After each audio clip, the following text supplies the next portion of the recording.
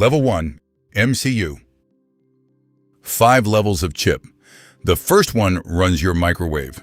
The last one trains AI and mines Bitcoin. The same basic technology, doing wildly different jobs. By the top of this list, you'll recognize all 5 in the devices around you and know exactly what each one is built to do. Start at the bottom. This little black square is a microcontroller, a whole computer squeezed onto one piece of silicon.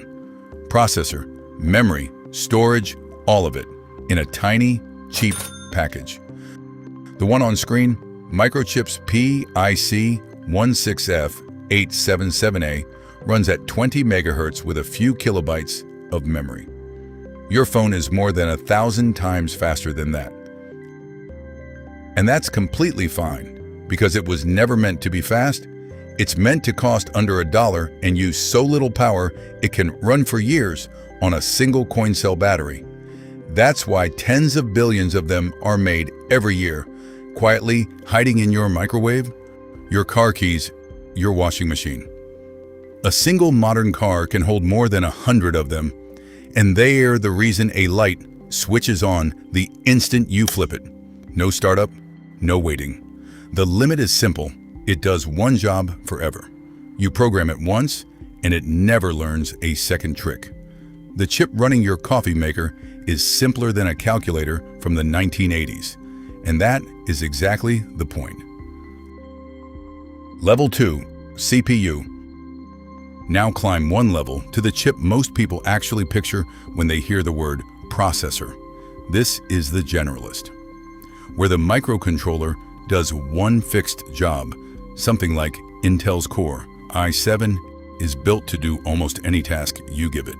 Run the operating system, load a web page, play a game, one task at a time, incredibly fast. A modern one has just a few powerful cores running at about 5 gigahertz and billions of transistors on a piece of silicon the size of a fingernail. Its whole superpower is flexibility.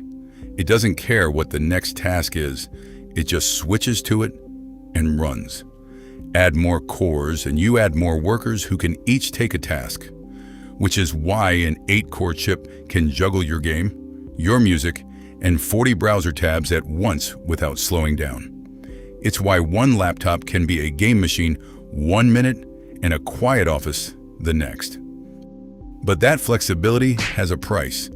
Give it thousands of copies of the same simple job all at once and it struggles, because it can only truly focus on a few things at a time. It's the manager who knows how to do every role in the building, but can only stand in one room at a time. Level 3, SoC. So what happens when you take that processor and refuse to stop there and just keep pushing? You get a system on a chip, not one chip, but a whole computer's worth of chips fused together onto a single piece of silicon. Apple's A17 brings together a processor, a graphics chip, a dedicated AI engine, and the memory controllers. Around 19 billion transistors, built on a 3-nanometer process, the first of its kind in a phone back in 2023.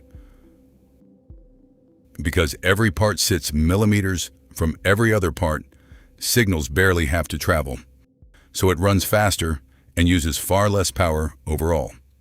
That's the real trick behind the magic. How a phone the size of a chocolate bar can outlast a laptop 3 times its weight. And the same idea is now spreading to laptops too, which is why the newest ones stay silent and run all day on a single charge. The trade-off: everything is joined together for good. You can't upgrade the graphics, you can't replace the memory. The whole thing is one single inseparable part. So when one piece dies, the entire computer becomes electronic waste. It's a complete machine, shrunk down until it quietly hides behind your camera lens. Quick question: which of these 5 is inside the device you're watching this on right now? Drop it in the comments. Now, it gets even stranger than before. Level 4, GPU.